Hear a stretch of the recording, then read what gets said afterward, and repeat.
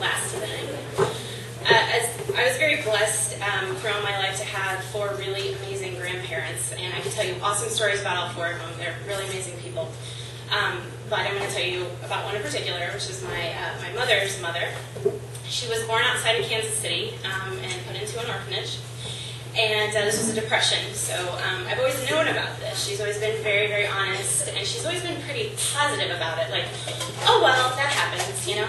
You get put in an orphanage and depression. That's the way it works. But she's always very positive, always, that's what I had, and I got to make the best with what I was given. And I always sort of looked at it from an Annie point of view, I think. And in my head, I thought it was just sort of like delightfully awful. She would tell me these stories about how they weren't that bad, you know, that she was a Catholic orphanage. And the sisters, the nuns, they actually let them play quite a bit. They taught them how to roller skate. They taught them, you know, how to sew, how to swim, how to read, and a lot of stuff. But there was a lot of really bad stories. And she would tell me stories about how if the girls wet the bed, they would wrap you up in the sheet and make you sleep in the hamper overnight. Stories about like the girls sort of beating each other up and pushing each other into like the radiators. And one time she saw one of the priests dressed up as Santa Claus, and when she told her little friend, the little friend told the sister, and then she got sent to bed without dinner or her gifts, which was candy and a doll. And because of that, she didn't have a doll until my mom bought me my first doll when she was about, you know, in her 40s, I guess that would have been. So she was never adopted. She lived with several foster families over time, and when she was 13, she and the other girls that weren't adopted were sent to an institution. And I don't know what else to call it except that, but it was essentially a home for people that nobody knew what to do with. People that were mentally and physically challenged, people with different sort of psychological episodes, deformities, things like that. People who couldn't take care of themselves. And so all these little girls were sent to assist the medical staff at this hospital. And, you know, when I was that age, that I was in like Girl Scouts or something. But she contracted TB after she got there and had to have one of her lungs removed. And was in an iron lung for a while.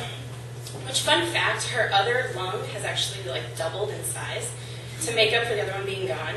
So it's sort of like nature, like, you know, throwing you a bone there. But she was in an iron lung for a while. Her daily life was taking care of these other patients, feeding them, helping them go to the bathroom.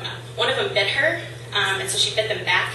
And I think that was sort of when, you know, everybody's like, oh, dude, chill out. You know? She's like, chill out. She's kind of a serious business. So she didn't get bit anymore. But when she was 17, she met this super cute boy. And when you talk to her, her face still goes there. You know, just like, oh, he's so cute. He was in the home because he didn't have any fingers. And they decided one night they're getting out of there, and one of them had a friend with a car, so they like climb out a window, get in a car, and they run off to Kansas City. The cops find them and throw them in jail. Anybody's grandma been in jail? I mean, you know, she didn't like incite a riot or anything, but I think it's pretty cool. So they put her in jail. They brought her back to the orphanage and the home, and shaved her head, and made her stand up and eat for the rest of the week in front of everybody else. I got my first car at 17, so it's different. We have a different experience there. But she, even though all of that was sort of forced on her, even though she never chose any of that life for herself, she really liked to take care of people. It was the only thing she'd ever had, and it was the only thing she ever knew. And she actually had no aspirations, which was interesting when she sort of told me that. Like, she never wanted to be, you know, anything in particular. She just actually likes to take care of people. So she decides to go to nursing school. She married my grandpa, who she met through the hospital. And she decided to go to nursing school, $75 a year. And at the time, until I went to college in 2000, she was actually the only person in my family that had any training outside of high school. And She dedicated her life to this. She was sort of an in-home nurse. She did mostly stuff outside the hospital. But fast forward ahead a little bit to my childhood, you'd think she'd be a nasty old lady, hanging out with the sisters all the time, that didn't really talk to them, or was sort of short, not really loving. You'd think that she'd be kind of nasty, but she was so really the opposite. She just loved us, and we could do anything, and it was just awesome, She'd take us everywhere and run us all over the place. And we had my grandparents would take care of us during the summer, and they'd take us to and from school and stuff while my parents worked. And so during the summer, it was like Monday we went to the library, Tuesday we went skating, Wednesday we went somewhere else, and she pretty much taught us everything. Her way of doing things was sort of different than, I guess, how we kind of coddle kids now. But when she taught me to swim, she put me in an inner tube, kicked me into the middle of my aunt's pool, and she said, "Okay, I'm over here. Figure out a way to get here." I mean, it was not about technique or the butterfly. It was like, "Come on, let's go." And we used to go skating, Springfield Skateland, early '90s. It's awesome. We would go skating, and I would occasionally see friends there, and they're like, "Why in the world is she skating with your grandma? It's so embarrassing. She's going to knock you over," and all this stuff. And the truth was, me and my sister would sit there like two old ladies, while my grandma, gray hair, one lung, would skate around the place and lap every little punk ass while Milli Vanilli blasted in the background. And she was awesome. I mean, I wish you could have seen her. She was like an ice skater on roller skates. She was just so good at it. I never was that good. I could never even go backwards. She was awesome at it. And she even had this weird competitive way of teaching us how to potty train us.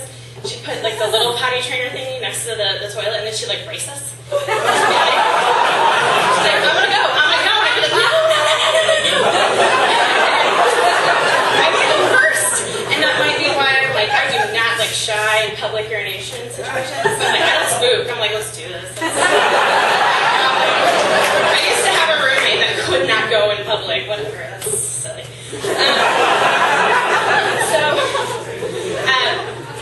Fast forward a little bit. My grandma was never adopted. She never knew who her birth parents were. My grandpa passed away, and a lot of papers just got lost. We didn't know where her birth certificate was. And so my mom had to go through this big rigmarole to find it so she could get her license renewed. And they're like, well, we got to edit it. We got to give you a different one, make the drive. We'll have the right one. So my mom gets up there. They hand it to her. She opens it up to find out they've still given her the wrong one. And there is my great-grandmother's name on this birth certificate. And she calls me crying, which is typical. It's not really weird. But she calls me crying, and she's like, what do I do? I don't know what to do. Call her and tell her, she'd ask her what she wants to know. She's always been really optimistic and cool about it. It'll be fine. And she calls me back and says, she doesn't want to know. She hung up the phone. That's weird. It's not what I've grown up with at all, this incredibly optimistic woman. And my mom calls me back again and says she changed her mind. She wanted to know. I told her, and she hung up the phone again.